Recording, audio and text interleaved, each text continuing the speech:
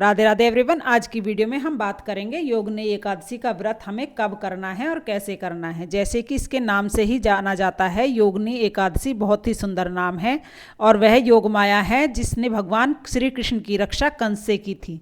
तो देखिए, आषाढ़ मास के कृष्ण पक्ष में आने वाली एकादशी को योगिनी एकादशी कहा जाता है।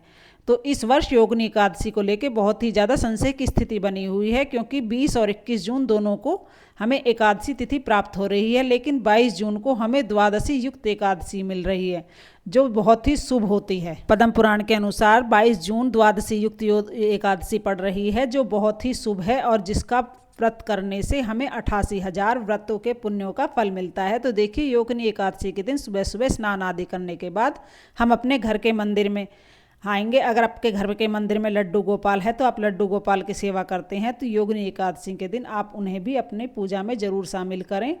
अगर आपके पास लड्डू गोपाल नहीं है तो आप भगवान विष्णु की कोई भी प्रतिमा, फोटो, जो भी आपके पास हो, आप उसे लेकर पूजा कर सकते हैं। तो सबसे पहले हम एक चौकी बिछा लेंगे। चौकी पर हम पीले रंग का वस्त्र बिछा लेंगे। अगर आप अपने घर के मंदिर में यह पूजा करना चाहते हैं तो आप घर के मंदिर में भी पूजा कर सकते हैं, अलग से चौकी बिछाने की कोई आवश्यकता नहीं है।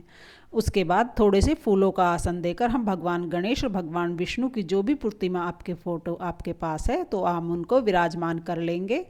तो देखिए, सबसे पहले हम गणेश जी भगवान को विराजमान करेंगे, क्योंकि अगर हम कोई पूजा करते हैं तो गणेश जी भगवान का अग्रभाग में पूजा का अधिकार होता है।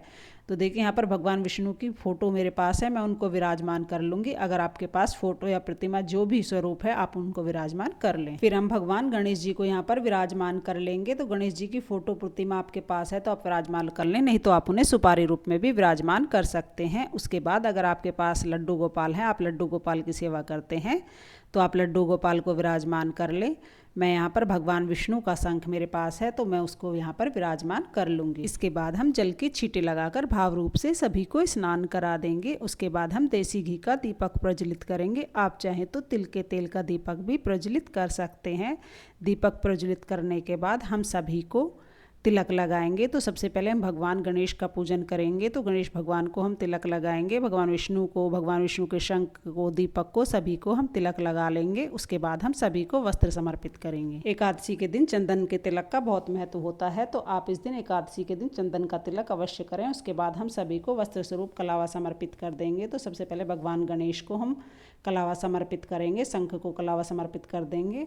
उसके बाद अगर आपके पास जनेऊ है तो आप भगवान विष्णु, भगवान गणेश को जनेऊ समर्पित कर सकते हैं। अगर मैं आपके पास जनेऊ नहीं है तो आप कलावा समर्पित कर दीजिए। मैं भगवान विष्णु को जनेऊ समर्पित कर दूंगी। फिर हम तिल समर्पित कर देंगे। तो थोड़े से तिल हम दिए में डाल देंगे, क्योंकि जितने तिल दिए में चटकते हैं उतने ही हमारे पापों का नाश होता है। उसके बाद अगर आपके पास फूल हैं तो फूल समर्पित कर दीजिएगा। फूल नहीं है तो कोई बात नहीं, बगैर फूल के भी आप पूजा कर सकते हैं।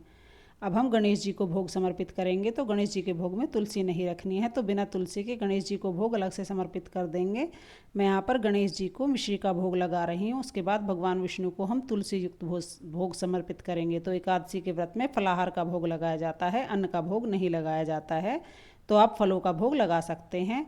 आप चाहें तो दूध का भोग लगा सकते हैं, दूध से बनी मिठाइयों का भोग भी आप लगा सकते हैं। उसके बाद हम सभी को धूप दीप दिखाएंगे और फिर हम दक्षिणा समर्पित करेंगे। तो देखिए, दक्षिणा पूजा में रही कमियों को पूरा करती है। और दक्षिणा समर्पित करने के बाद हम 1 लोटा जल समर्पित करेंगे और उसके बाद हम 1 लोटा जल और अपने हाथ में थोड़े से तिल या फूल लेकर एकादशी व्रत की कथा सुनेंगे। देखिए, कथा कभी भी खाली हाथ नहीं सुनाई जाती है, तो इसलिए आप एक हाथ में तिल या फूल अवश्य ले लें। कथा सुनने के बाद जो हाथ में तिल हैं वो हम थोड़े से तिल जल के लोटे में डाल देंगे और थोड़े से तिल भगवान विष्णु के चरणों में समर्पित कर देंगे। उसके बाद हम आरती करेंगे। तो सबसे पहले हम गणेश जी की आरती करेंगे, फिर हम श्री हरि विष्णु भगवान की आरती करेंगे। आरती करने के बाद हाथ जोड़कर पूजा में रही कमियों के लिए क्षमा याचना करेंगे और अपनी मनोकामनाओं को पूर्ण करने के लिए श्री भगवान विष्णु से प्रार्थना करेंगे। तो इस तरह से हमारी पूजा पूर्ण हो जाएगी। आरती करने के बाद अपने सीधे हाथ में थोड़ा सा जल लेंगे और वह जल 2 बार हम चौकी के ऊपर से वार कर हाथ जोड़ लेंगे। तो हमारी सुबह की पूजा पूर्ण हो जाएगी।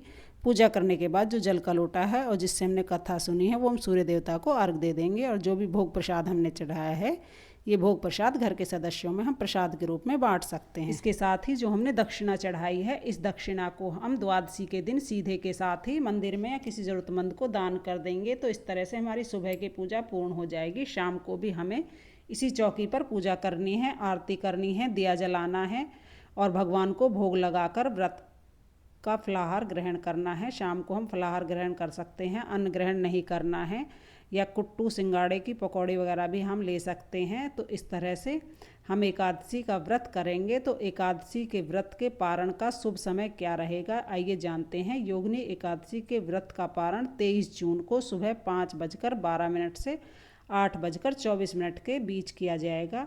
तो यह आप ध्यान रखिएगा, 23 जून को 5:12 से लेकर 8:24 तक योगिनी एकादशी के व्रत के पारण का समय है। योगिनी एकादशी का व्रत करने से जाने अनजाने में जो हमसे पाप हो जाते हैं, तो उन पापों का निवारण हो जाता है, उन पापों से हमें मुक्ति मिलती है। तो इस तरह से योगिनी एकादशी व्रत की पूजा संपूर्ण होती है। तो श्री हरि भगवान विष्णु की कृपा आप पर सदा सर्वदा बनी रहे, इसी कामना के साथ फिर मिलेंगे किसी और वीडियो में। तब तक के लिए राधे राधे।